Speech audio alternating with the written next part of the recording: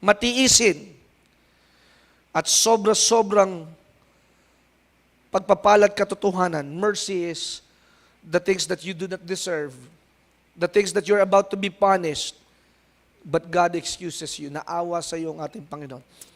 At ang Diyos ay katotohanan, at ang lahat ng nasa katotohanan ay makakakamit ng kalayaan. Manalangin po tayo. Minsan pa, Panginoong Diyos, ihanda mo po ang aming isipan. Remove every disturbances and distraction for today, that we will focus on the Word, that we will have an ear that understands, isang tainga na nakikinig at nakakaintindi at nakakaunawa.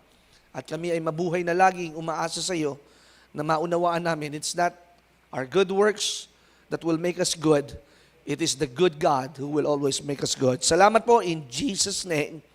Amen. Umikot ka sa iyong upuan, huwag kang lalapit at batiin mo sila ng kumakaway, ng high five. Sabihin mo, magandang umaga sa iyo at naririto ka. Praise God. Worship team, good morning. Makakaupo na kayo. Ayan. Sige. Good morning. Sige po, makakaupo na po kayo. Purihin po ang Panginoon. Medyo a little bit earlier po tayo magtatapos. Perhaps wala pang 10:30. Tayo yung magtatapos na. At sa mga hindi naman ho nagmamadali, you can have fellowship with us, sa mga workers po natin. Dahil birthday ni Brother Harney, may papansit si Mayor. Amen. Kaya, iniimbitahan ko kayo na pagsalu-saluhan ho natin. At napakabuti po ng ating Panginoon. And I have a good news for you, mga kapatid. Kanina, maligayang-maligaya si Brother Bernard dahil may nakakita ho dun sa atin hong mission kahapon. Ang taas ng baha. Kakaawa yung mga taga Dilapas at saka mga taga Malaban. At nakita ho yung video. At kaninang umaga, may nagbigay na ho kagad ng isang kabang bigas at mga dilata galing Australia. Iniabot at dinala sa garahe ni Brother Bernard. Kaya ho, napakahalaga ho na isineshare ho natin ang lahat ng ating ginagawa. At wag na ho nating intindihin yung mga naninirang puri, yung sasabihin, puro publicity, ikaw may ginagawa ka ba? Basta ang atin nung pinagmamalaki, ang ating Panginoon na lang, amen? Mga politiko nga, pinagmamalaki nila yung kanilang mga pinaggagawa, tayo pa kaya, di po ba? Na yung ginagawa ng politiko, dapat kayang gawin din ng simbahan. And you don't need to be a politician to help other people. Pwede pala kahit pastor makakatulong ka. Amen. Palakpakan natin ang ating Panginoon. So, let us go with the Word of God. So, my message for today is entitled, The Compassionate God. Right? Ang maunawain na Panginoong Diyos. Mahabagin. Hindi ka man naiintindihan ng magulang mo, pero naiintindihan ka ng ating Panginoon. Hindi ka naiintindihan ng boyfriend mo, ewan ko ba kung ba't ka nag-boyfriend, pero naiintindihan ka ng ating Panginoon. So, compassion defines us, Sister Hazel, ayan, a feeling of deep sympathy. You are putting yourself on someone else's shoes. A feeling of deep sympathy and sorrow for another who've been beaten or stricken by, according to the dictionary, misfortune, accompanied by a strong desire to alleviate the suffering. Ibig sabihin, compassion, gusto mong matulungan at magbigay ng kagaanan yung taong nakakaranas ng problema o hinaing o hilahil. That you will be an instrument to carry someone's burden.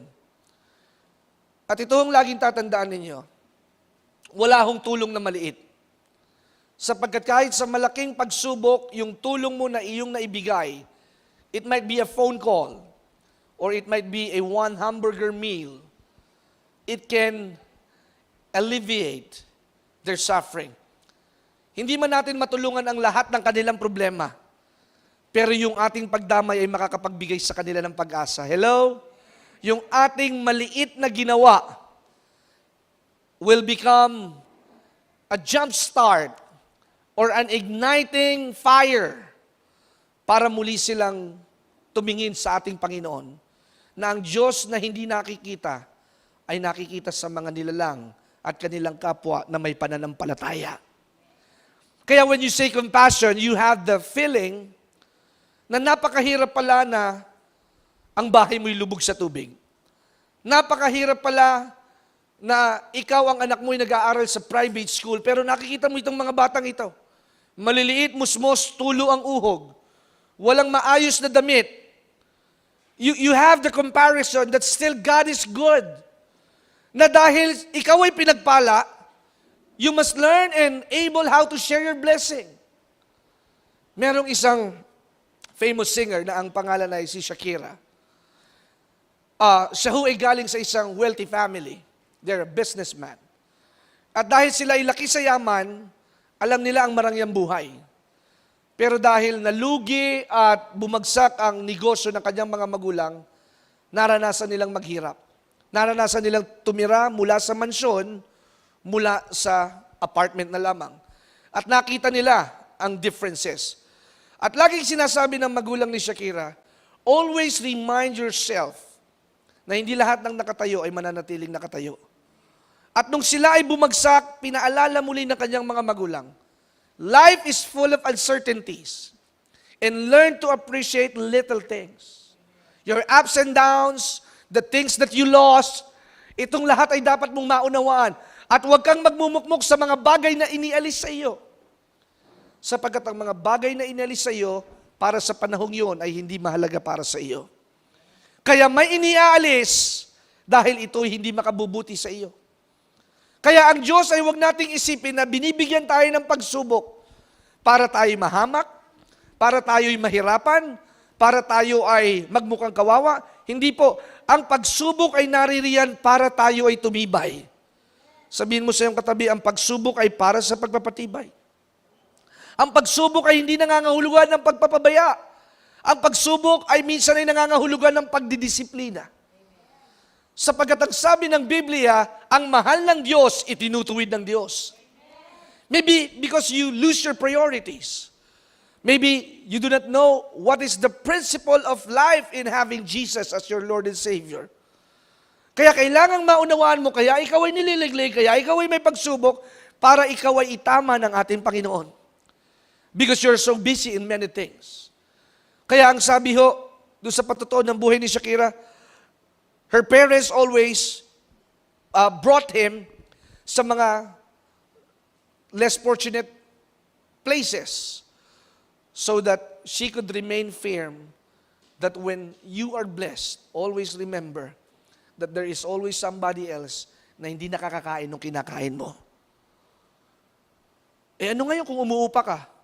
Eh nakita mo kaya yung mga nakatira sa barong-barong na ang kanilang yero ay may mga gulong at patsi-patsi na nasa tabing dagat, na pag umanod at lumakas ang alon, ay nawawasiwas ang kanilang bahay.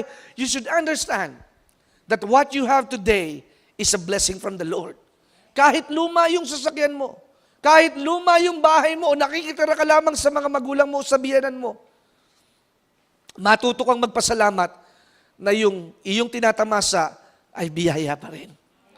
May mas maraming kawawa kaysa sa kalagayan po natin. Mas maraming mga tao na hindi makatulog sa gabi dahil maraming lamok. Pero ikaw, pinapaypayan ka pa ng nanay mo habang natutulog. At ikaw ay malambot ang kutsyon na tinutulugan kahit na malamig ang panahon.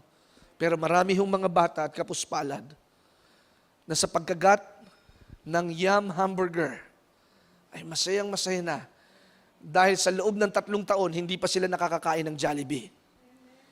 Pero ikaw, pinagprito ka ng itlog kanina, kahapon, at bukas pritong itlog ulit ang ulam mo, galit ka na. Pero may mga tao na kahit pambili ng itlog, hindi makakain. Kaya mga kapatid, you should understand that there are a lot of people suffering in this world. Sabi nga nung isa sa mga nag-support dito sa project na ito, alam mo Kenneth, you are the light in others people's life who are really suffering. Tayo ho, palakpakan natin ang ating Panginoon. Dahil nakikita nyo naman, bago sarili ko, kayo muna. Nakita nyo naman ang ngiti ni Hana, kamukha na siya ni Kim Chiu. Amen. Ang alab ang aga. Alam nyo, pag may pagpapala kayo, maalab kayo. Lalo na pag bago sasakyan ninyo, maaga ka talaga. Amen. Kaya, there's a lot of things to be excited. Diba? Pagka yung Yung alam mo, yung bahay mong pinaghirapan na tinilon mo, lilipatan mo na next year, pagkatapos ninyong ikasal, di ba? You're so excited. Because there are a lot to celebrate things, mga kapatid. Yung iba kasi nag-give up na eh. Sumuko na, ay, sila pastor lang, sila sister lang, sila brother lang nakakaranas. Mga kapatid, may mga nauna. Pero tandaan mo, yung para sa'yo sa takdang panahon, ibibigay ng ating Panginoon. Sapagkat ang Diyos, walang paborito, lahat tayo paborito ng ating Panginoon. Do you hear this? We are all God's favorite because God is no respecter of person. No matter what, no matter how big your sin was, you're forgiven. You have the access. No matter what your past is dictating you, it cannot hold you back. Tingnan po ninyo ang buhay ni Samson. He was blessed with a supernatural strength. 300 Philistines ang lumulusob sa kanya. Binubuhol lamang niya ng kanyang mga kamay at mga daliri. Talagang pilipit niya ang mga ulo ng mga Pilisteo. At kaya niyang biyakin ang bunganga ng isang leon at ng mga mababangis na hayop. Pero sa kabila ng lahat, si Samson ay umibig sa isang babaeng ang pangalan ay si Delilah. At si Delilah isang panuksong babae. At siya ay nagger. Hindi mo naman ako mahal eh. Ayaw mong sabihin kung ano ang iyong sikreto. At ang sabi ni Samson, sasabihin ko na love. Sasabihin ko na dear. Sasabihin ko na honey.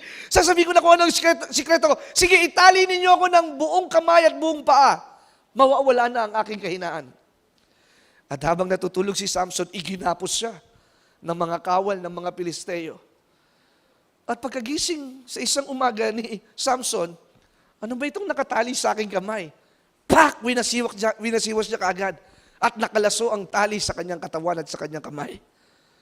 At si Delilah umiiyak. Honey, hindi ka naman totoo. Hindi mo naman sinasabi talaga ang tunay mong kahinaan. Pero tandaan po ninyo, kapag ikaw ay may buhay na relasyon sa Diyos, may pag-aadya ka sa iyong kahinaan para hindi ka mahulog sa tukso. Ang tukso ay isang makamandag na mapanirang pagkakataon na gustong lasunin ang ating hinaharap. Sapagkat ang tukso ay, sabi ho sa Aklat ng Kawikaan, ang tukso ay nag-aani mong matamis na alak. Pero pag ito'y pumasok sa iyong lalamunan, doon mo mararanasan ang pait at kamandag ng mga kabulastugan. So sa madaling salita, sin might appear that it is tolerable. Sin might appear that it is a good thing to do. And some will say, si David nga, pastor nagkasala ng boso lang sa tuktok ng paliguan ni Bathsheba namatay nga ang kanilang anak, pero nagsisi si David. Kaya, pastor, siguro patatawarin din naman ako ng Diyos pag nagkasala ko.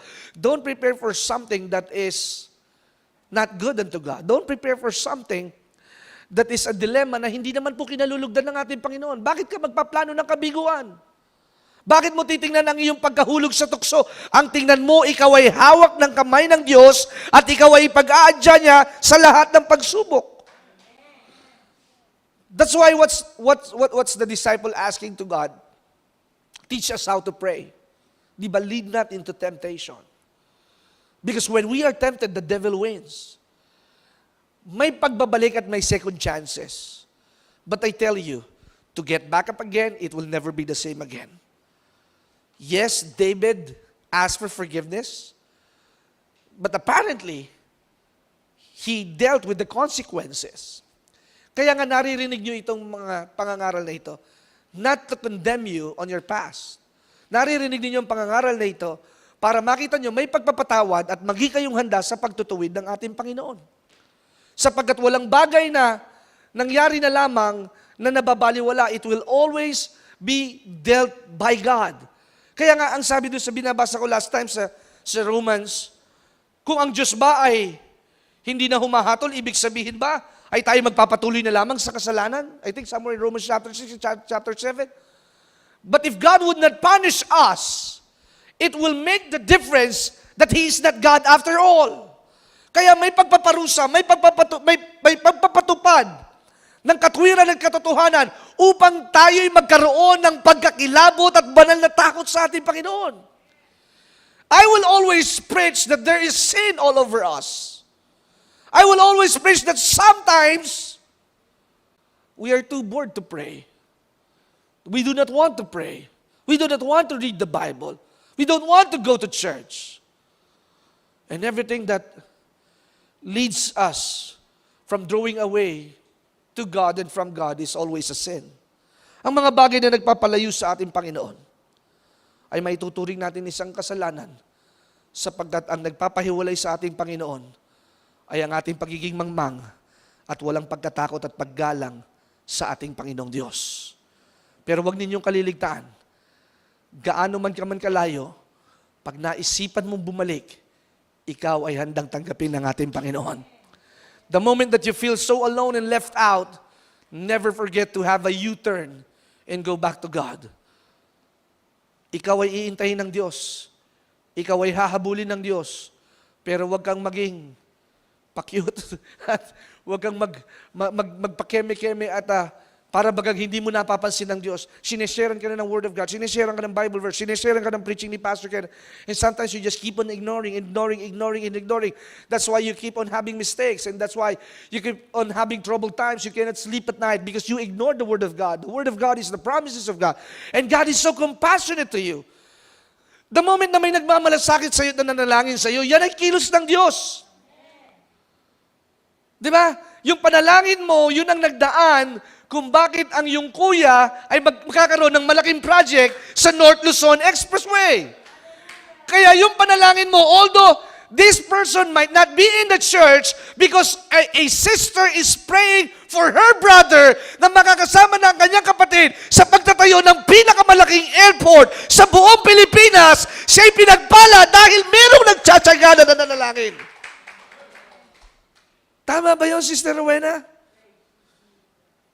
Because someone is compassionate, not looking on the mistakes. Because God is so good. Alam natin na may mga pagkakataon na naliligtaan natin ng Diyos. And sometimes we overlook our offenses. And because there is pure grace, pag sinabi yung purong grasya, walang halong chemical, walang halong impediments, or walang halong mga bagay na makakapagpapakla. Pag sinabing pure mango shake, walang halong hilaw na mangga, walang halong bulok na mangga. Pag sinabing pure mango shake, it has a content of a pure mango on that shake. Kaya mahal puro eh. Alam niyo, recently kasi medyo inuubo ako and I have a challenge show sa akin nung pagsasalita. Naghanap po ako ng honey. Pag yung nabibili sa palengke, 100 pesos siya. 100 pesos lang yung lagayan ng tanduay lapad. Ano yung lagayan ng tanduay? 100 pesos sa palengke. Pwede mo pang tawaran, 80. But last time, pumunta ako doon sa isang membership store sa may Daang Hari. At ang sabi ng asawa ko, subukan naman natin yung branded na honey. Okay? At alam nyo, nagulat ako, nasyak ako.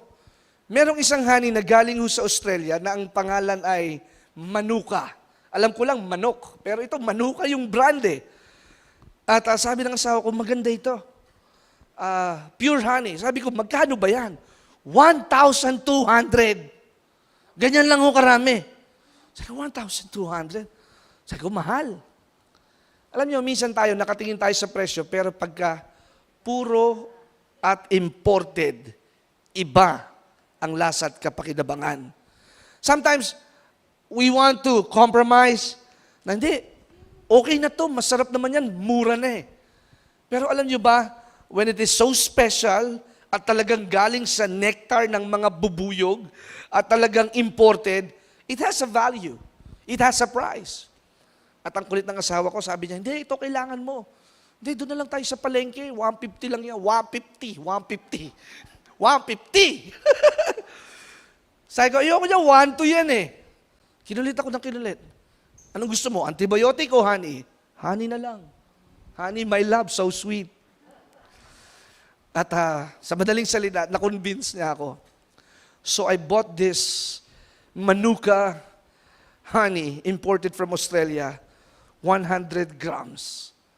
At alam niyo mga kapatid, sa biyaya ng Panginoon, 3 times ko lang hong tinikman yung honey na may kaunting bawang, plus of course the prayer, kasi 1 month na akong inuubo eh.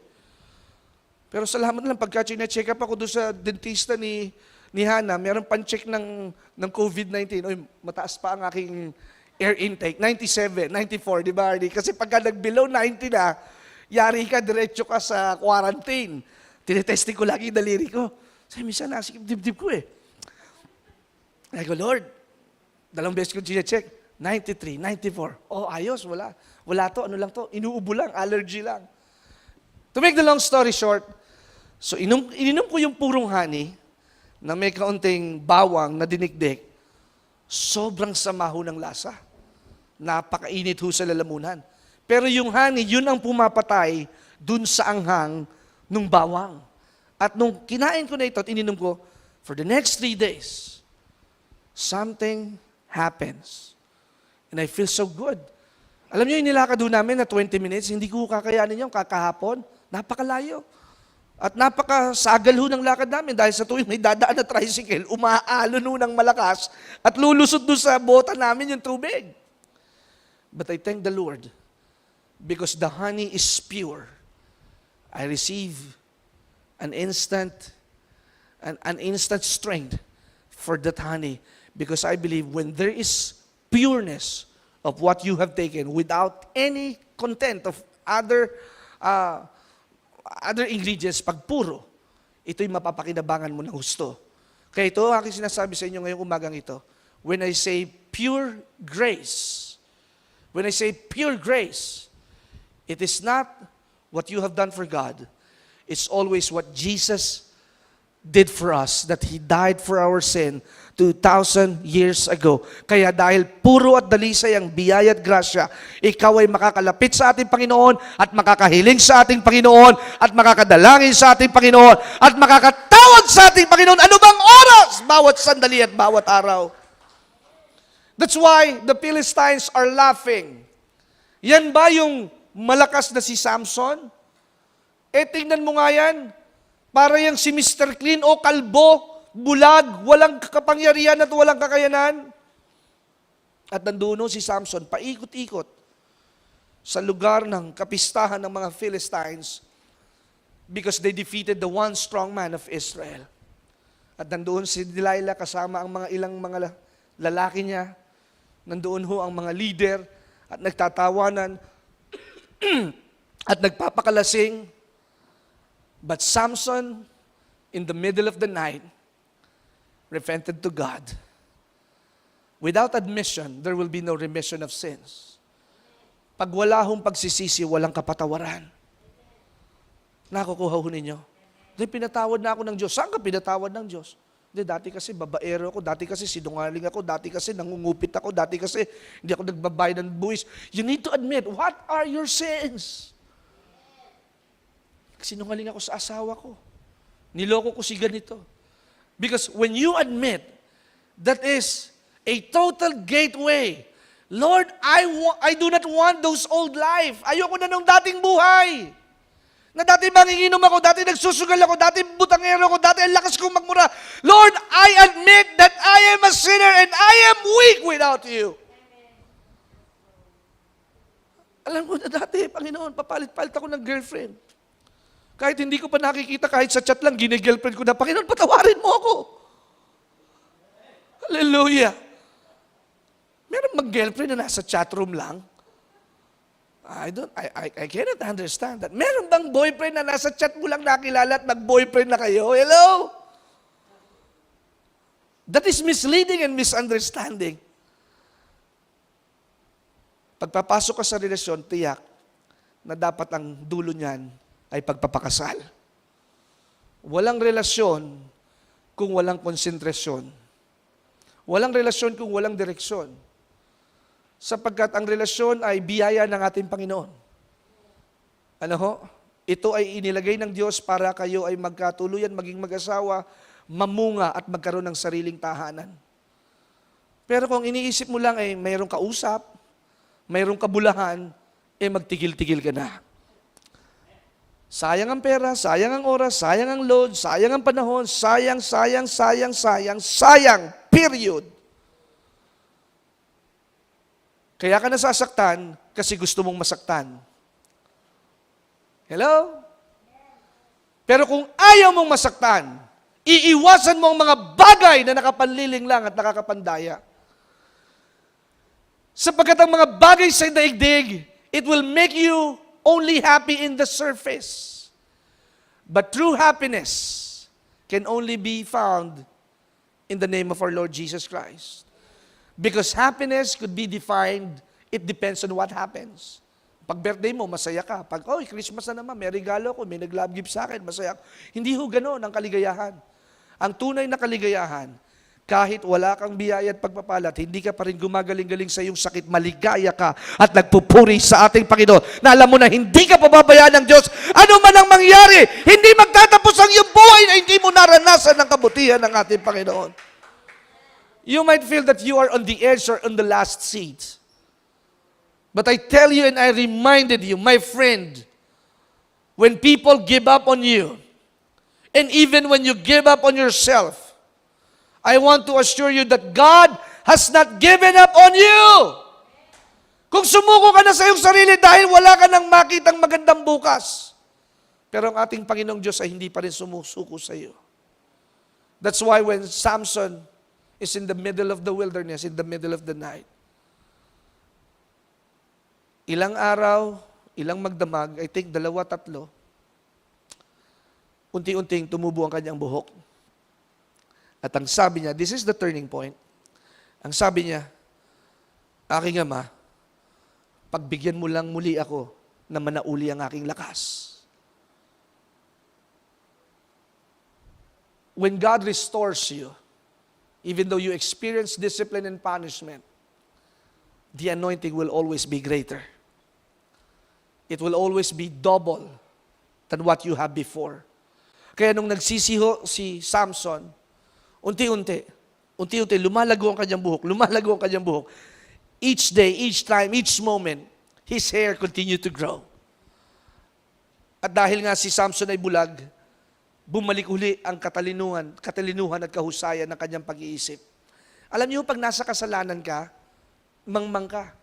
Pag nasa kasalanan ka, wala kang sariling desisyon. Wala kang sariling kaabig. Kaya di ba, pag sinabi ng barkada mo, tara, inuman tayo. Sige, inuman tayo. Pag sinabi ng barkada mo, tara, party tayo. Pag sinabi ng ganito, check-in tayo sa ganito. Ikaw naman, hindi ka makatanggi. Ikaw naman na hindi ka makaresist because, you know, you are not inconsistent para makatanggi sa nais at gawa ng kaaway. Pero kapag ka ikaw ay nasa tamang desisyon, tamang isipan, tamang landas, tiyak na tatamaan ka ng pagpapala sapagkat ang biyaya ay para sa mga tamang pamumuhay at tamang pananampalataya na nagtitiwala na ang Diyos ay napakabuti. Palakpakan natin ang ating Panginoon. And when his hair started to grow, ang sabi niya dun sa isang chimoy, nasaan ba dito ang pinaka-poste ng gusaling ito? At ang sabi ng mama, poste, ano bang kailangan dito sa poste? Bulag naman ito. Dito, diyan ka, sumandal ka diyan. Yan yung posting humahawak dito sa kabuuan ng gusaling ito. At sabi ni Samson, salamat salamat. But little did they know na si Samson ay nananauli ang lakas at gusto niyang ipaghiganti ang ngalan ng ating Panginoon. Sino ba yung mga born again na yan? Sino ba yung mga naghahali-hallelujah, pangbili ng luya? Wala naman yung mga yan, amen? Mga burn again. We are a laughing stock.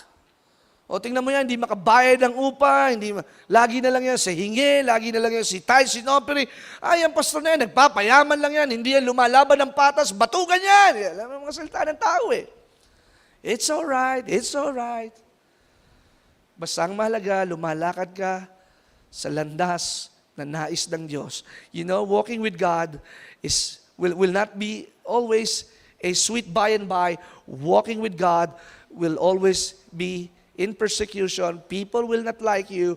People will not approve you. But the most important is, when God approves you, everything settles. Pag ikaw ay okay sa Diyos, lahat ng bagay ay ayos na sa ating Panginoon. Ang aking mga kaibigan, hindi ko nakasama ngayon. Because I choose this path. I try to win them, but they turn it down. You want to reach them out, you have your effort, but still they choose the worldly path. Hintayin mo na lang na magkapagsubok. Hintayin mo na lang na malugit, magkasakit at muntikan na silang magkahiwalay mag-asawa. At darating ang pagkakataon, they will needed God in the most difficult hour. You are the salt and light. We are the beacon of hope. We are the mouthpiece of God. Kaya para maranasan nila ang awat, habag at biyaya ng Diyos, daraan sila sa matitinding pagsubok. Daraan sila sa mga bagay na hindi na kayang bilhin ng kanilang sweldo. Daraan sila sa mga bagay at pagkakataon na hindi na maipaliwanag ng kanilang suking doktor. Sapagkat sa pagkakataong ngayon, sila ay i-humble ng ating Panginoon. Ang nagmamataas ay anong kasunod? Ibababa ng ating Panginoon. At ang nagpapakumbaba ay itataas ng ating Panginoon. So when Samson hold the strongest pillar in the room, God renew his strength. At nung itinulak ho ni Samson, naratel ho ang mga nagpa-party doon sa gusali. Gumuho ang gusali. And according to the book of Judges, what Samson killed, how many? It's more than the numbers. Masigit pa ho doon sa dami ng kanyang napatay at nasila noong mga panahon na siya ay malakas at hindi nakatanikala. Ito yung mga panahon na kung saan dito sa iginuhong gusali, lahat ng mga kalaban niyang Pilisteo, 3,000 ang pinatay at winasak ng ating Panginoon. God will always have the last word. God will always have the vindication. God will always give you the outright explanation. Maybe I, as your pastor, I could not explain profoundly all the things in the Bible. May mga pagkakataon na hindi lahat ng nasa Biblia kaya kong ipaliwanag. Naniniwala ba kayo? Pero magpapaliwanag lamang sa atin ay ang banal na Espiritu. Banal na Espiritu. Sapagkat ang Biblia kailangan ay isinat sa puso at binubulay-bulay upang makapanghimasok ang kapangyarihan ng ating Panginoon. And as far as they were concerned, ang Diyos ni Samson ay hindi sumuko sa kanya. Dahil naniniwala ang ating Diyos kay Samson that in the last minute, in one moment in time, Samson will return and seek God and understood that God is a forgiving God, God is a loving God, and He's so compassionate not to show His kindness towards us. Kung magsisisi ka, hindi ka sisisid sa kapusakalan at kahirapan ng buhay. Hirap na nga ang buhay mo. Ayaw mo pang ibigay ang buhay mo sa ating Panginoon. Hindi ka na nga mapanuto. Ayaw mo pang lumapit sa ating Panginoon. Kaya kapag ka ikaw ay bumalik at tinanggap ang kapatawaran, ang matitipunong mga kamay ng ating Panginoon ay handang tanggapin at patawarin ka. I like this story in the book of Luke chapter 15 verse 22 to 24. Sa Luke chapter 15, there were three parables. The parable of the lost coin, the lost sheep, and the lost son. Ito ho yung pinakamagandang talinghaga na ikinuwento ng ating Panginoong Hesus. Bakit? Pag nawawala, hinahanap. Ano hong nangyari? Among the 100 sheep, nawala ho yung isa. So 100 minus 1, ilan na lang ho yung natira sa kawan? 99. So anong ginawa ng tagapagpastol? He left the 99 to find the one. It might be absurd. Mari, ano ba to? Kalokohan to, yung 99, iniwanan ng tagapagpastol para hanapin yung isa. It is a risk. It is not a good decision. But who can comprehend the mind of God? The ways of God are different from our ways. Hello? Yung first love mo, hindi yun ang para sa iyo. Sapagkat yung first love, merong last love. At yung last love, baka yun ang para sa iyo. Hallelujah. Huwag kang maniwala sa zodiac sign na ikaw Taurus, Pisces ang iyong makakatuluyan. Huwag kang tumingin sa bituin. Tumingin ka sa langit, nandoon ang ating Panginoon. At titiyakin ko, walang pangit na ibibigay sa iyo ang ating Panginoon. Sapagkat ang galing sa Diyos ay maganda. Ang galing sa Diyos ay dalisay. Ang galing sa Diyos ay punong-puno ng kanyang kaluwalhatian. Ang hilig mong matches ng zodiac sign Scorpio ako. Baka naman may nagtitrick or treat pa sa inyo nung Halloween. Ang Halloween, hindi pinapractice ng mga Kristiyano. Amen? At ang mga Kristiyano, hindi naniniwala sa pamahiin. Baka may pinagdadasal pa kayo ng kamag-anak ninyo na nasa purgatorio. Alam nyo, bulati lang ang pinupurga. Pero ang kaluluwa, dalawa lang ho ang pupuntahan, langit at impyerno. Sa mga kaibigan natin na naniniwala sa purgatorio, kanina nakita ko yung isang kamag-anak namin nagpapapanalangin kay Father dahil nasa purgatorio daw ang kanilang mahal sa buhay. Wala akong purgatorio. We are appointed to die once. Di ba sabi sa aklat ng Hebreo, tayo'y nakatakdang mamatay ng isang beses lang. And after that is judgment. Kaya the things that we do here on earth will qualify us for eternity. Kaya yung ginagawa natin ngayon, naririnig ninyo ang tinig ng Diyos. Naririnig ninyo ang tinig ng Diyos. Pag narinig nyo ang tinig ng Diyos, huwag na kayong magmatigas. Ikaw ay magpakumbaba at tanggapin ang kalooban ng ating Panginoon. Kaya, nakalulungkot mang isipin, ito ho ang katotohanan. Marami ho ang mga namatay sa simenteryo, pero hindi naranasan ng kaligtasan. Anong dapat natin gawin? Kayong mga kabataan, mga nanay, mga magulang, mga negosyante, at mga nasa empleyo, kailangan nating ipamahagi ang kabutihan at salita ng Diyos. Pray before you eat in the cafeteria. Diba? Pray before you ride a jeepney or a tricycle. You show it. Ipakita mo. At alam niyo, yung isang kausap ko noong isang araw, dahil alam nila na kami ay mga pastor, at ang sabi nila, Pastor Kenneth, pakipray nga kami. Para kami ay magkaroon nga ng maraming benta dito sa aming produkto. Naniniwala sila na ang pastor na kanilang pinaglilingkuran at pinagsisilbihan ay pastor na lingkod ng Diyos, at kahit man hindi pa sila dumadalo sa gawain ito, naniniwala sila na ang Diyos na pinaglilingkuran natin ay tumutugod sa lahat ng pagkakataon. Because they thought, how could this a pastor could afford this such kind of thing?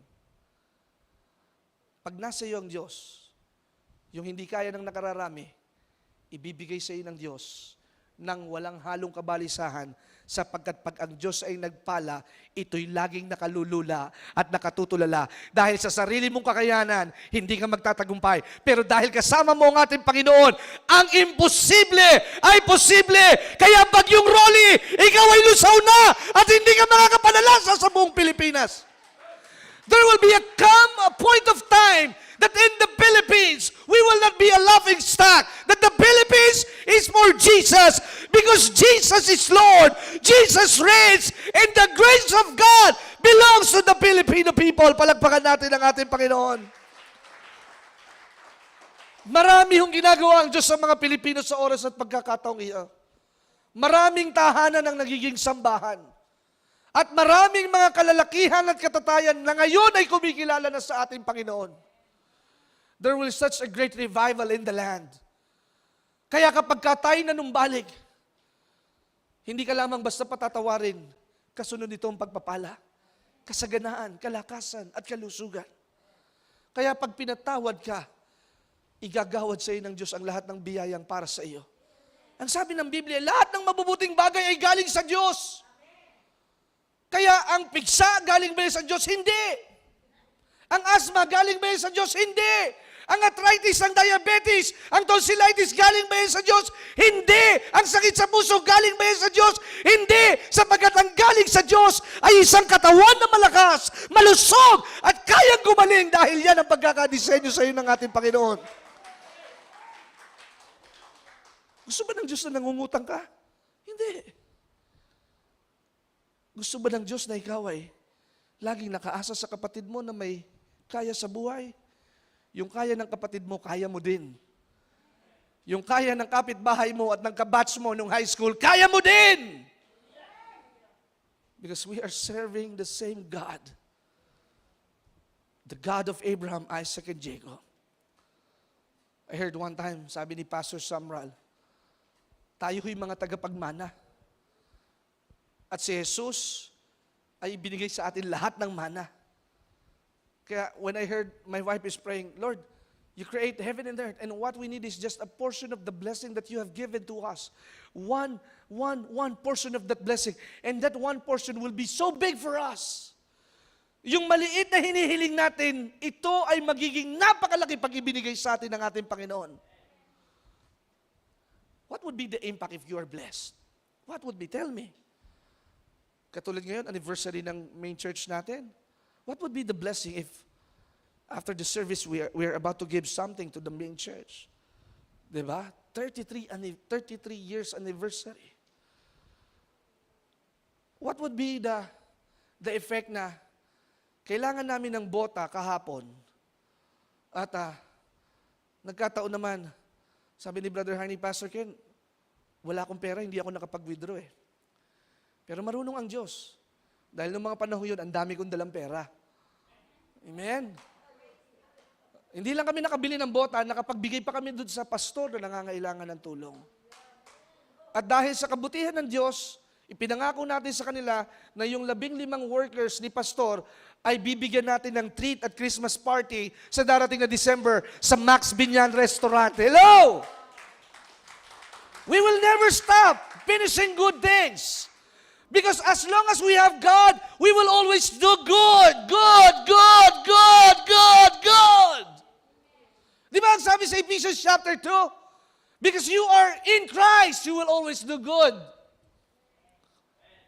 Wala sa sambahang itong madamot. Hello? Wala sa sambahang itong taong kuripot. Wala sa sambahang itong taong makasarili. Sapagkat sa pagpasok mo pa lang dyan, binabasag ka na ng ating Panginoon. Pagpasok mo pa lamang sa lugar na yan, kinakalagan ka na ng ating Panginoon. Kaya kung pagpasok mo kanina ay maraming nakadamba sa iyong masamang espiritu, pag uwi mo, kinakatakutan ka na ng mga masamang espiritu. Kaya Joshua at Bernadette, pag uwi ninyo, aalis ang mga multo sa inyong tahanan. Hindi ko na kailangang i-cast out pa ang inyong tahanan, sapagkat kayo na ang mananalangin para mawala ang masamang espiritu sa inyong bahay. Meron daw nagkakape pag umaga doon sa salas nila eh.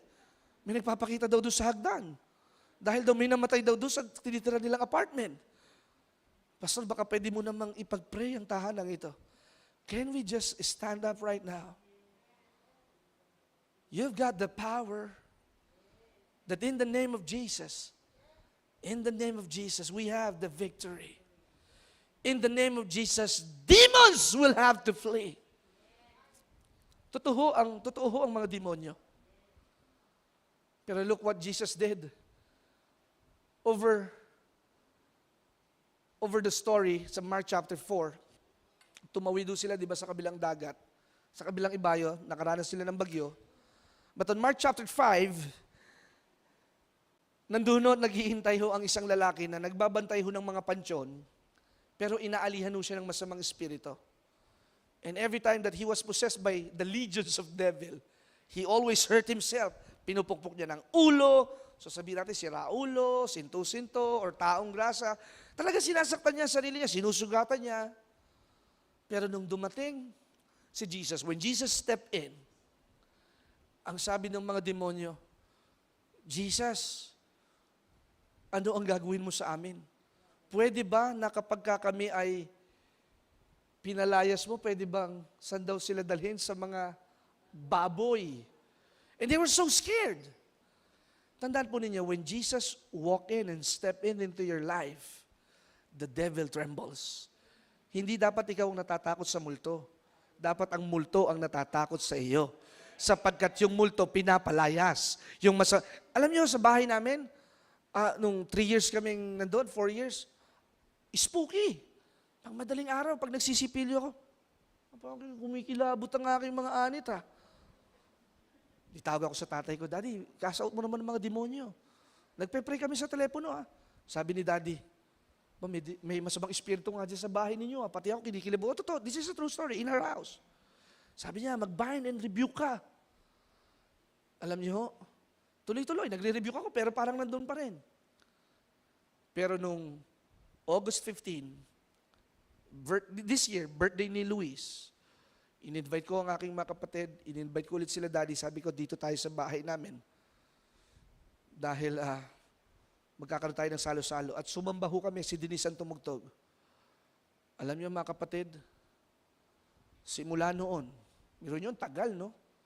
It took us 6 years. Pero simula, pastor na ako ha, hindi lumalayas. Pero may takdang panahon na when it is the saturation time, sumambaho kami buong mag-anak. And once again, we dedicate our house. Alam niyo, kahit umihi ka ng alas 3 ng madaling araw, wala na nagpaparamdam sapagkat yung tahanang yon ay pagmamay-ari ng ating Panginoon. Hallelujah. Palakpakan natin ang ating Panginoon. Bakit umabot ng ganoon? Hindi ko rin alam. Nagpe-pray naman ako, pinunasan ko na ng anointing oil lahat ng pader namin. But there is a specific time that God will totally visit your house in a most unprecedented way. Ibig sabihin, kakatagpuin ka ng Diyos sa mga panahong hindi ka nakahanda at kagila-gilalas ang gagawin niya. What I'm saying is, you have the ability to cast out all the forces of hell. You have the power in your hands. You are the power to command because God believes in you. That you can say to this mountain, if you have faith, it will be removed. Kaya nang sabi ng mga demonyo, saan niyo po kami dadalhin? Pwede ba sa mga baboy na lang? O lumipat ho yung legions of demons. Pumunta sa baboy. Anong nangyari? Namatay din ho yung mga baboy. Nalunod eh. Kaya, ang jablong si Satanas ay yurakan ninyo dahil siya'y talunan. You do not need to defeat the devil. You need to implement the victory in Christ. Hindi nyo na kailangan sabihin, gagapiin ko si Satanas. Talunan na siya.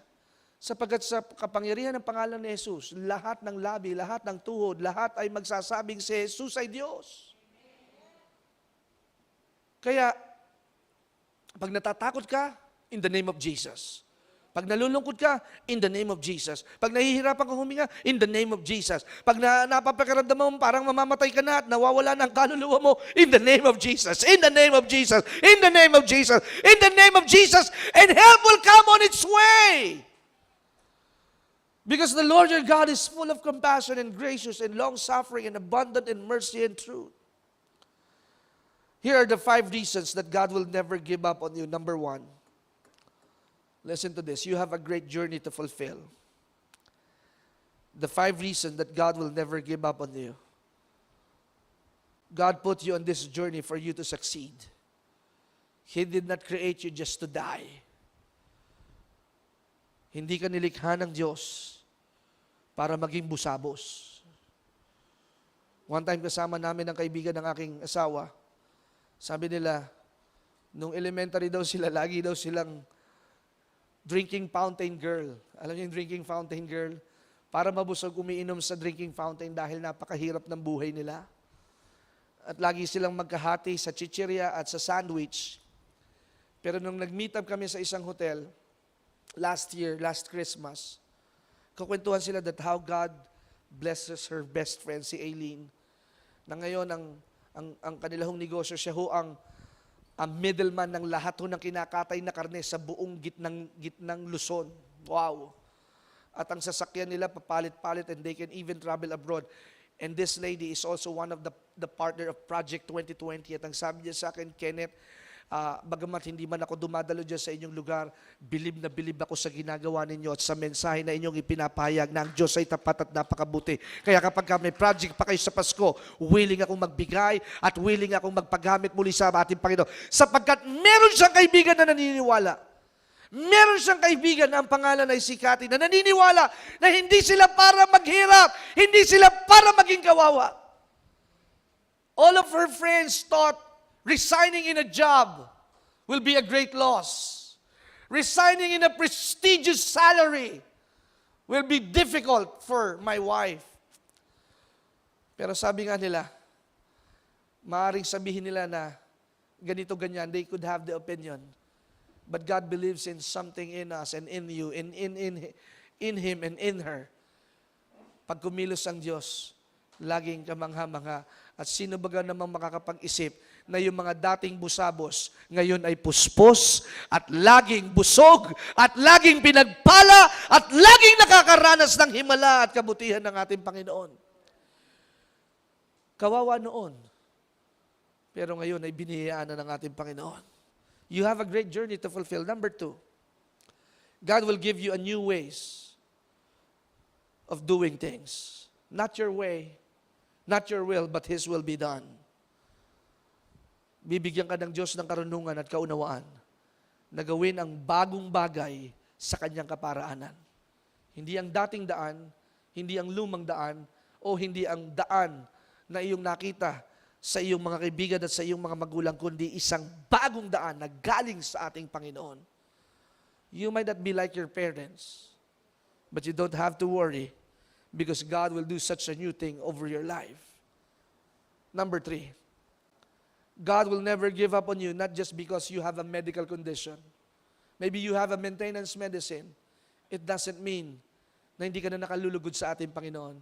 It doesn't mean that you have little faith. Mga kapatid, kapag ka ikaw ay may sakit, hindi ibig sabihin na ikaw ay pinabayaan ng ating Panginoon. Remember this. Kaya ikaw ay may sakit para maranasan mo kagalingan.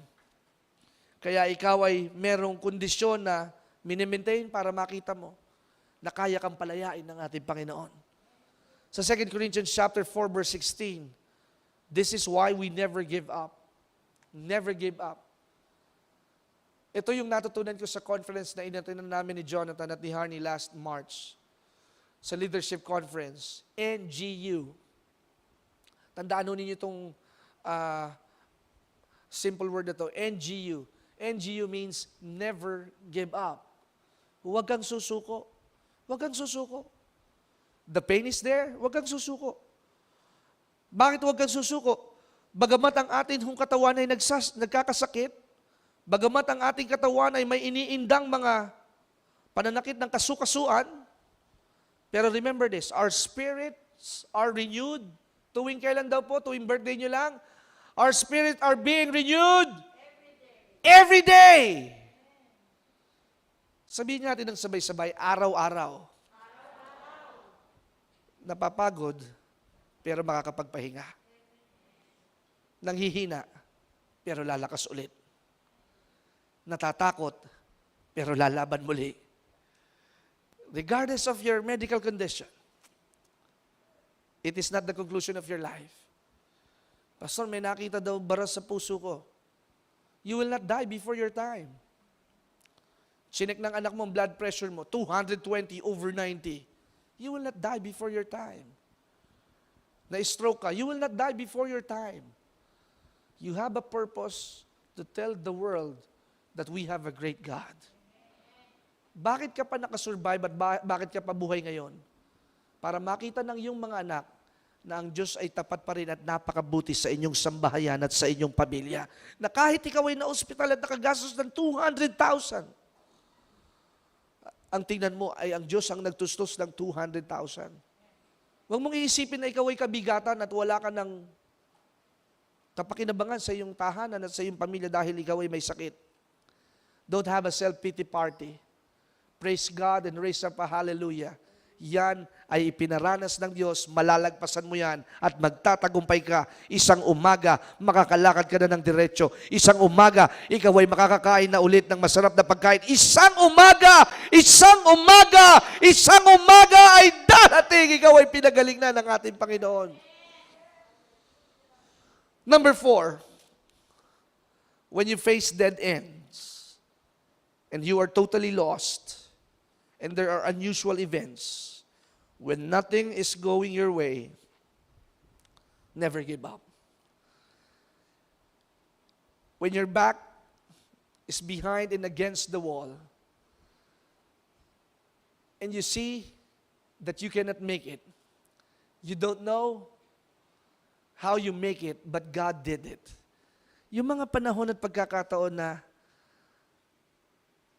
alam mo yun, hindi mo na makukuha ang isang bagay dahil mahirap. 'Di ba? Ang tagal mo nang iniintay. Katulad nung patotoo ni Abby, 'di ba, yung shinare mo sa akin, pipirmahan na lang ng Pag-ibig yung release paper. Mag-e-end of the month na. And I think she will be penalized for a large sum of money. Medyo malaki din. Pero sabi niya, Kuya Ken, pag-pray naman natin ito. Sabi ko, sige, panalangin lang natin yan. At darating ang pagtatapos ng buwan na ito, we will get what we have for. Kailangan kasi serious ka sa hinihiling mo sa Panginoon. Di ba si Jacob at the dawn of the day, he need to wrestle with God. At ayaw niyang paalisin yung sugo ng Diyos. It's like an angel of God. At ang sabi ni Jacob, I will never let you go unless you bless me. Could you agree with me na ngayong umagang ito, na uuwi kayo hindi para kasagupay ng bagyo. Uuwi kayo na tuyo ang lansangan, tuyo ang landas, at makakauwi kayo ng mapayapat maayos.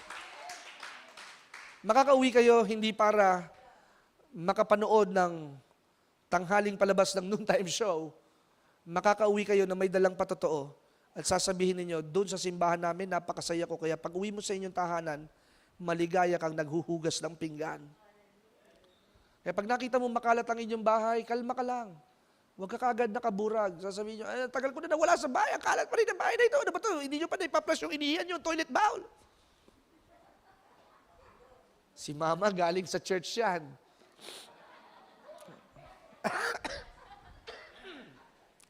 Hanep, galing sa church, ang ingay. Si Pastor Kenneth ang pastor niyan. Please, wag niyo hong gamitin ang pangalan ko sa mga walang kaparakang bagay. Kaya pag uwi ninyo sa inyong tahanan, tulog si mister, nakahubad, nakahilata sa sopa, relax ka lang. At ikaw ay nakangiti na, magsasaing at magpiprito ng itlog kahit wala pa silang lutong tanghalian dahil iniintay ka. At ang iyong mga dalagang anak at nandoon, nagkakandasebo na yung kagabi pang kinainan. Makikita mo kung paano ka kinaawaan ng Diyos, kaawaan mo din sila dahil pag-ibig lang ang babago sa ating lahat. Pag-ibig lang, pag-ibig. Dahil nung tayo makasalanan pa, hindi tayo pinabayaan at hinatulad agad ng ating Panginoon. While we are still yet sinner, God loves us and God show His unconditional love. Kaya sa iyong pag-uwi, ikaw ay maging maligaya sa iyong pamilya sapagkat walang ibang magmamahal sa kanila kundi ikaw na dumadalo sa biyaya ng Diyos. Palakpakan natin ang ating Panginoon. And lastly, prayer is the absolute best thing to keep you on track. Panalangin. Panalangin.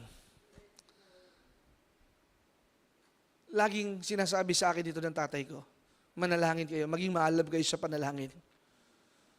At minsan ako'y nagtanong sa kanya, sabi ko, Dad, ano ba ang barometer o sukatan ng sinasabing maalab manalangin?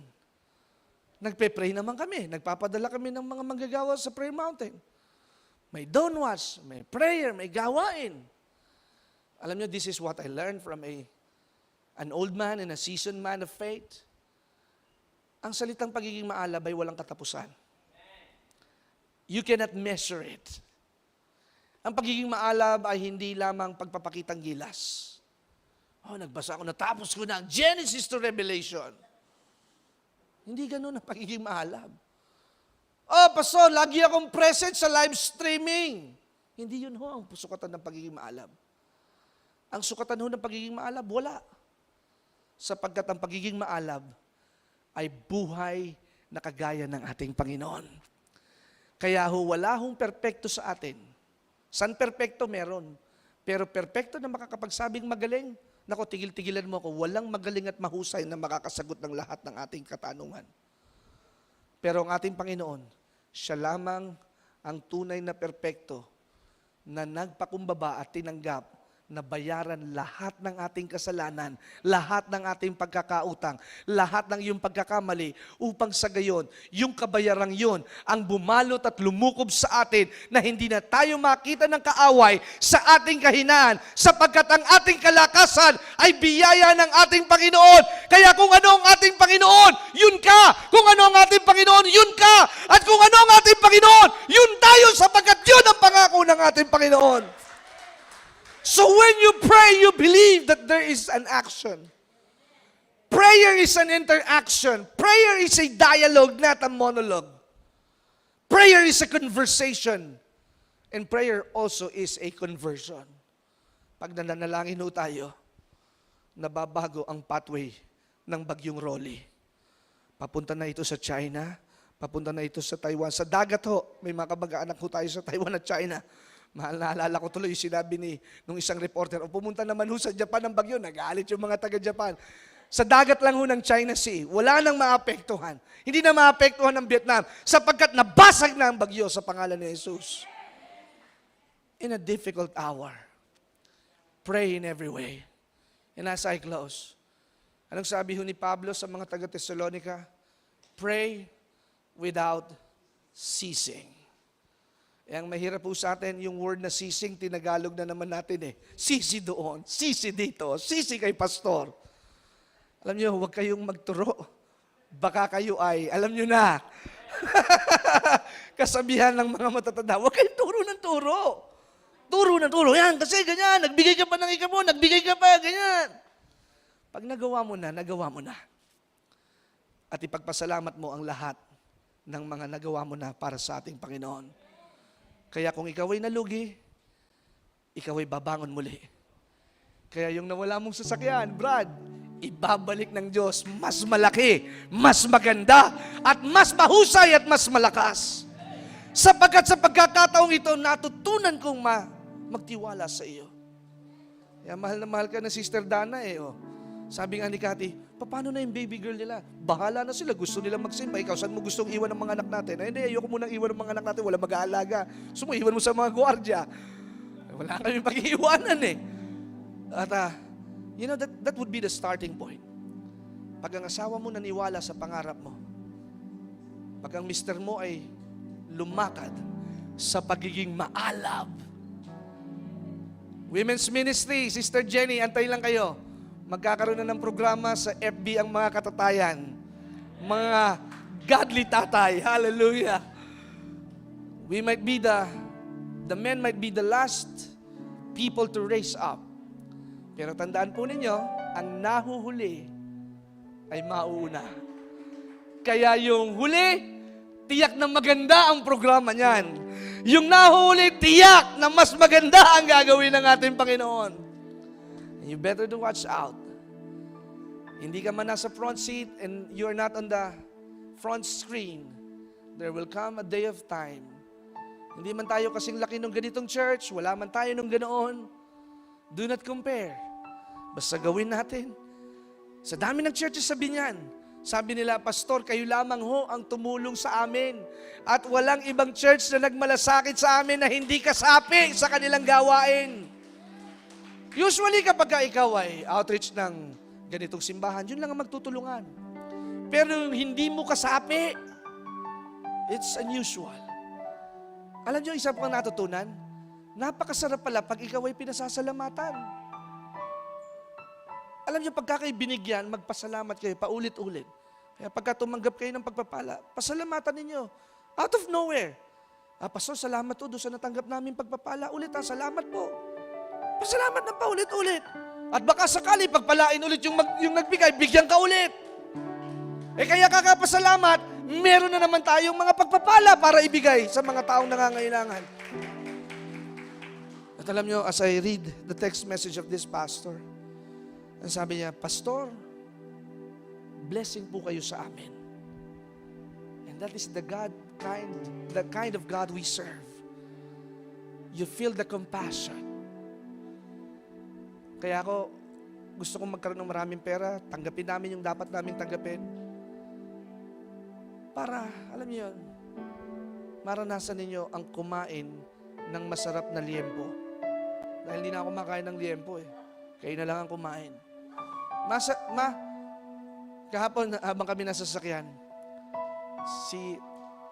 si Arnie ata nagsabi nun, o si King, Pastor, ang sarap nitong chichirang pinakain mo sa amin ah. Wala nito sa Super 8 at saka sa Pure Gold, saka sa SM. Sabi ko, Brad, yung kinakain ninyo, sa mga membership stores nyo lang mabibili. Pero bakit ko nakakayang makabili? Sapagkat una akong pinagpala sa inyo. Combos cheese snack. Wala nun sa ibang department store. Pero pag sa SNR and Landers ka bumili, kahon-kahon, meron noon. Kaya darating ang araw at panahon ng That's why I want you to be blessed. I want you to have a mindset. Kung walang sasakyan sila, Sister Eds, makakarating ba kayo dito? Baka tapos na ang gawain. Sabi nila, Pastor, may second service na. Hindi, wala na, uwian na kami. Baka dumating yan dito, alas 4 ng hapon, kung magkukommute mula Quezon City, sa may circle. Pero dahil sila ay pinagpala, at sila'y naniniwala sa mensahe na aming binabagit at binibigas, kakaibang pagpapala ng Diyos sa ginagawa sa kanilang mga buhay. At kung itong mga dumadayo sa lugar na ito ay panimula, darating ang araw, ang mga taga-Bae, taga-Batangas ay pupunta na rin sa lugar na ito. At sasabihin nila, gusto kong marinig ang mensahe ng biyaya at kasaganaan at kabutihan ng ating Panginoon, na ang Diyos ay hindi patapos sa ating lahat. Hindi lamang niya ako niligtas! Hindi lamang niya ako niligtas para maging kawawa at para pagtawanan. Please stand up on your feet. At awitin natin yung luklukan. Gandang-ganda ako sa boses ni Leonard kanina eh. Yan ho, ang susunod na hepe ng Binyan Laguna, ha? Magpupulis yan. 2 na pulis natin. Si Brother Ariel ba nandito? Wala, no? Brother Ariel, pupulis din yung anak nun. Magkakaroon ng pagbabago sa mga kapulisan. SPO1, Leonard Mercado. Hallelujah. Kaya kapag ka nahuli si Samjo na walang helmet, alam mo na si SPO1 ang huhuli sa'yo. Nakatsinyena si Samjo dati, nahuli tuloy ng pulis. Nakahuli tuloy ng pulis, naging kaibigan nila hanggang sa ngayon. Amen. Awitin nga natin luklukan. Sige po, we're about to end. Just give me more 5 minutes. At 10:40, 10:45 we'll dismiss. Sambahin natin ang Panginoon na